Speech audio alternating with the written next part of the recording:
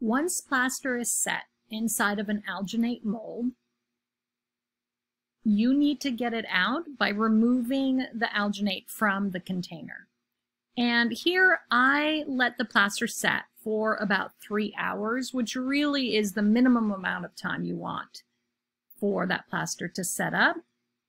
I recommend actually waiting overnight. And the key to opening up an alginate mold is to only pull on the alginate and to never ever tug on the plaster at all. It's actually still quite fragile. So don't, resist all urges to just pull that hand out. This is called a waste mold, which means you're just ruining that material and taking it out little chunk at a time. And so here's my casting now.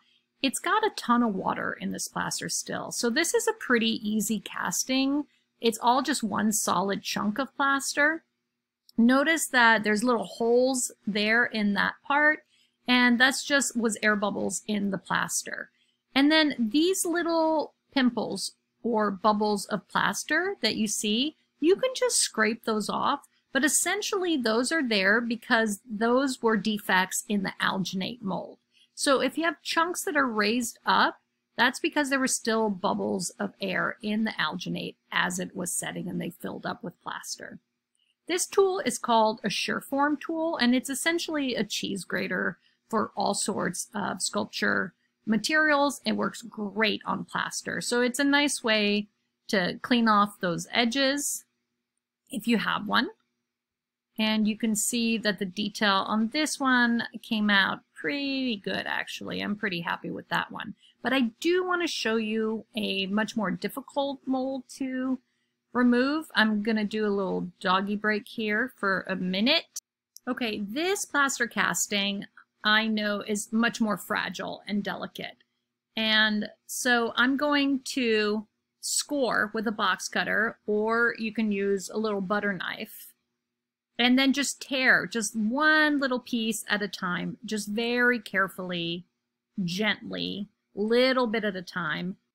The hardest part is really resisting the urge to pull this thing out. But if you do, you're going to break the plaster, especially if those fingers are separated. See, my casting in the last one, all those fingers were touching each other, and there was also not a big hook in there, so it's fairly easy. In this case, all the fingers are separated, and there's also sort of a tunnel that was created with two fingers joining, as you'll see. So I'm just taking it very slowly, scoring it when I have to, when it's hard to just rip a small chunk out.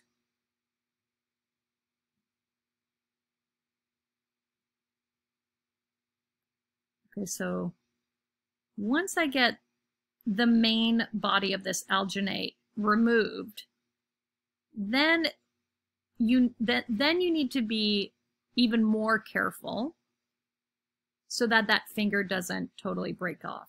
Now, at this point, it's not uncommon for a finger to snap off. It's not the end of the world if a finger breaks in plaster. It does feel sad.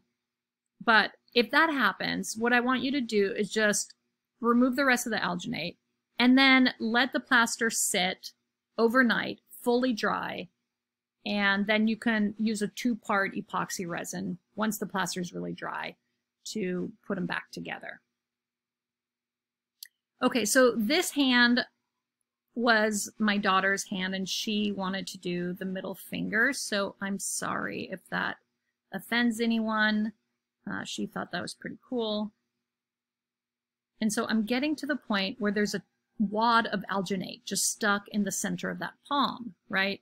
And so I really need to, in even smaller chunks, take that out. And at this point, I think I'm using a box cutter, but I think a butter knife would probably be even smarter to use. So let's get all this out. And then I just want to show you some of the defects in this casting that happened. There's a lot more than in that last casting I showed you. So I want to show you how to fix some of those up.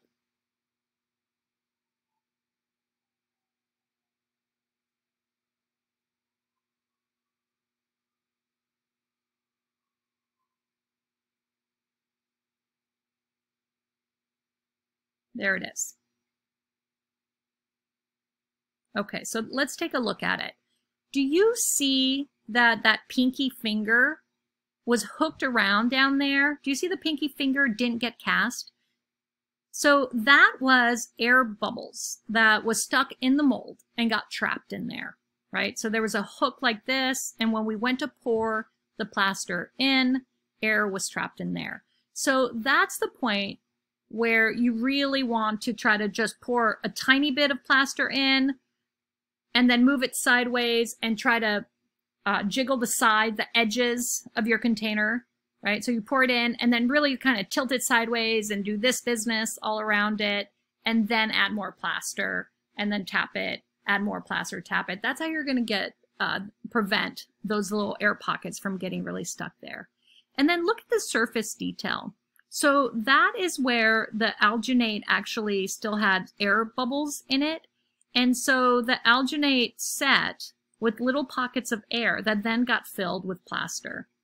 And this plaster is still fairly wet enough where I can just scrape all of those off. And even if you waited 24 hours when it's dry, you can still scrape all those off as well. And you can probably even just scrape them off with a butter knife, although I think the X-Acto blade is really nice.